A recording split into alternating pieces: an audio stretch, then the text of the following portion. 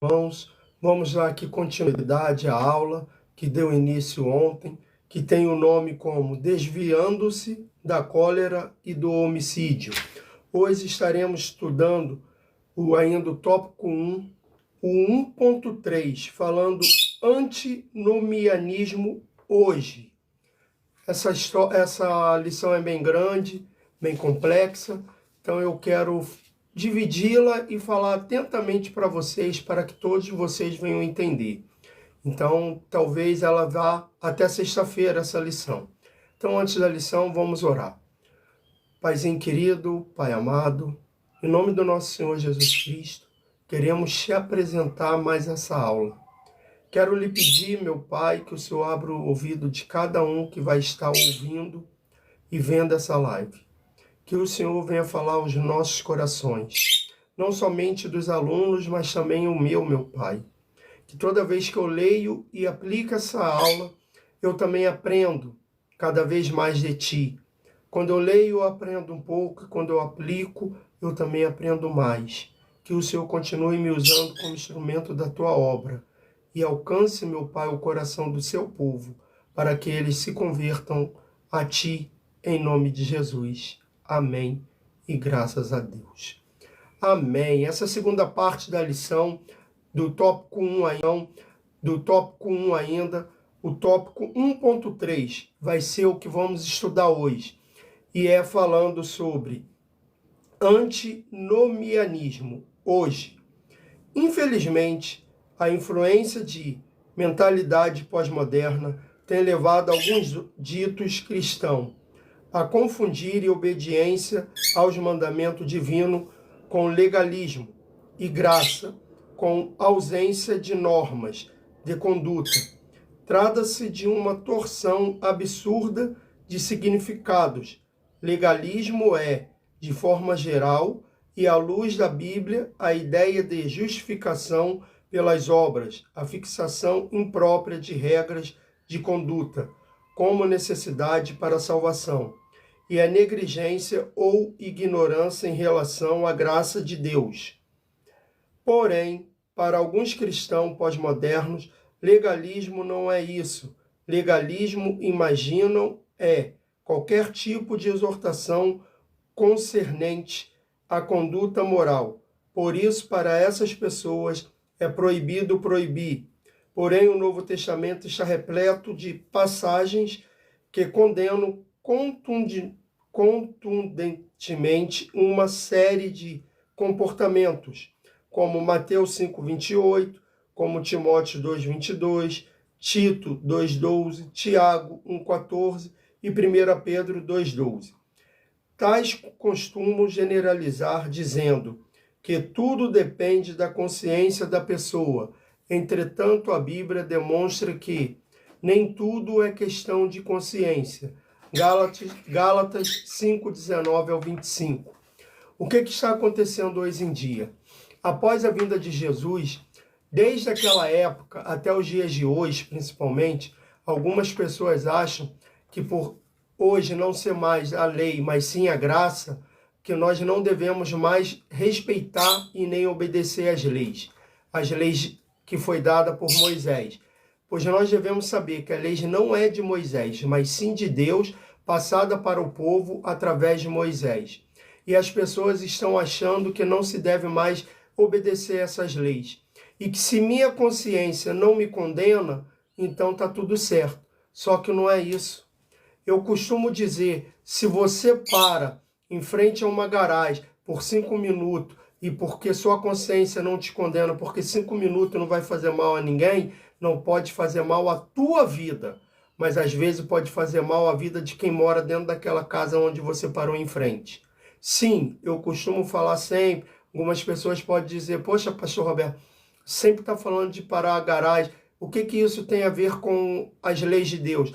Porque o pecado, ela só existe porque existe uma lei. E toda vez que você transgride uma lei, você está pecando. Seja uma lei humana ou uma lei dada por Deus. Porque quando você para em frente a uma garagem e aquela pessoa não pôde sair e às vezes morreu ali dentro, por causa que o seu carro está parado em frente a uma garagem, você cometeu 2 pecados. Você infringiu 2 leis. Você infringiu a lei de parar a lei humana de parar em frente a uma garagem e a lei divina, que é não matarás. Então as pessoas estão achando que hoje a salvação ela só depende muitas das vezes da sua consciência, ela só depende das obras que você faz. Ah, se eu sou uma boa pessoa, eu estou salvo. Nossa, fulano era uma boa pessoa. Fulano sempre ajudou as pessoas, sempre ajudou A, ajudou B, ajudou os necessitados. Então ele está salvo. Não, não é isso. A salvação não vem pelas obras. A salvação vem por crer em Cristo Jesus. Verdadeiramente. E não é somente crer, é fazer a sua vontade. A segunda parte dessa estudo aqui vai falar assim ainda, ó. Os frutos dessa mentalidade equivocada é um cristianismo meramente nominal. São pessoas que se declaram seguidoras de Jesus, mas cujo comportamento choca-se frontalmente com os mandamentos divinos e não acham isso absolutamente nada demais. Dizem que são de Deus, mas não estão interessadas em nenhum compromisso com os seus mandamentos. A sua visão de Deus dá-se apenas em termos utilitaristas ou na forma de uma muleta psicológica. No primeiro caso, o do Deus utilitarista é quando se busca de Deus somente a bênção materiais e física. A bênção de Deus acima do Deus da bênção, fazendo dele em meio para o fim e não um fim em si mesmo. E no segundo caso, o do Deus como muleta psicológica é quando tratam Deus apenas como um ser preocupado em estimular o ego dos seus filhos, como um ser que está disposto a ser usado diariamente por meio de palavras e gestos, apenas para inflar a autoestima dos seus simpatizantes, sem intrometer-se na forma como deseja conduzir as suas vidas. Enfim, acha que o evangelho é sinônimo de autoajuda, nada mais. A primeira parte aqui, muitas pessoas estão usando Deus como garçom, como quando você quer uma bênção, quer ser abençoado, deseja um emprego melhor, uma vida financeira, ou uma casa própria, um carro, chega na igreja, estala o dedo, levanta a mão, o garçom vem e te serve. Deus não é um garçom. Jesus não é um garçom para te servir. Pelo contrário, quem tem que servi-lo é você. Não é Deus que te serve, mas você que serve a Deus. E a segunda parte aqui que fala usar Deus como muleta, é aquelas horas que só procura também Deus quando precisa. Ou então está se achando que é o melhor e fala, porque eu tenho Deus, porque eu vou à igreja. É como Jesus falou, muitos batiam no peito e falavam, eu conheço as leis, eu sigo os mandamentos. Não é porque todo mundo que vai para a igreja é cristão, é seguidor de Cristo.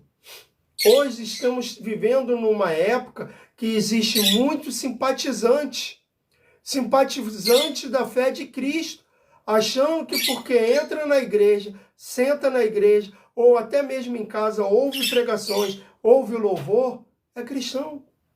Mas não é. Ser cristão é ser além disso. Não é só ouvir, é praticar. Quantas pessoas só ouvem e praticam? É por isso que o evangelho está sendo aí envergonhado. Porque quantas vezes já ouvimos ser cristão que nem fulano? É melhor eu ser da mesma forma que eu sou. Por quê? Porque pessoas estão achando que ser cristão é só falar assim, eu conheço a Cristo. Você chega para uma pessoa e fala, quer conhecer Deus? Eu já conheço. Tá, mas não é conhecer, é ter intimidade com Ele. É ter intimidade com Deus. E as pessoas estão falando, porque são simpatizantes do Evangelho, acham que estão salvos. Não, ser simpatizante com o Evangelho não é ser salvo. Lembre-se, Jesus falou, naquele grande dia, muitos vão falar, eu batizei no seu nome, eu expulsei demônio no seu nome, eu preguei no seu nome. Ué, mas se você só é simpatizante, não praticou aquilo que você pregava, meu filho, você vai ficar do lado de fora. Sim, Jesus falou isso, que vai te deixar do lado de fora. vai deixar aquele que só falou, mas não praticou do lado de fora. É isso que vai acontecer. Ser simpatizante é ser simpatizante de várias coisas. É uma coisa que uma vez eu ouvi. Gostar de uma coisa, gostar de algo é uma coisa, mas amar é outra. E aí, você tem gostado da obra de Jesus ou amado a obra de Jesus? Então fique ligado nisso. Não nos iludamos para ser verdadeiramente cristão, seguidor de Cristo, o Filho de Deus. Não basta a pessoa ter apenas uma confissão de fé em Jesus. Mesmo que a pessoa tenha uma confissão de fé integralmente ortodoxa, isso não basta para ser considerado uma cristã verdadeira. Conforme o apóstolo João, as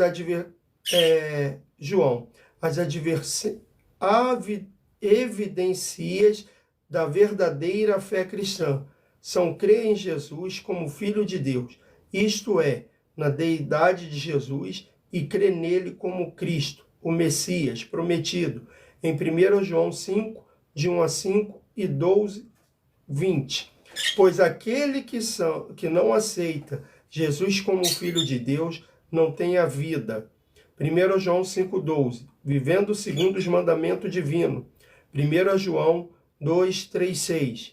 Amar seu irmão e praticar esse amor. 1 João 2, 9. Não viver na prática do pecado, mas buscar sempre viver uma vida de santidade. 1 João 3, 2 a 3.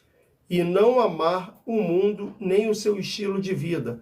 1 João 2, 15, 17. Então, para ser um cristão verdadeiro, nós não devemos estar somente carregando um nome. Eu sou cristão, mas sim fazendo a vontade de Deus, crendo na sua deidade, crendo que Jesus é eterno, crendo que Jesus foi o Messias prometido, principalmente no livro de Isaías, que é um profeta considerado profeta messiânico, pois é o profeta que mais falou da vinda de Jesus. E quantos estão deixando isso de lado, achando que ser cristão é só ouvir uma música evangélica ou entrar dentro da igreja, sentar no banco e assistir um culto. Só que é diferente, é deixar o pecado de lado, porque parar de viver no pecado. Se você mentia, não mente mais. Se você adulterava, não adultera mais. E por aí por diante, é seguir os mandamentos do Pai. Amém, irmãos? Espero que todos vocês tenham entendido essa lição.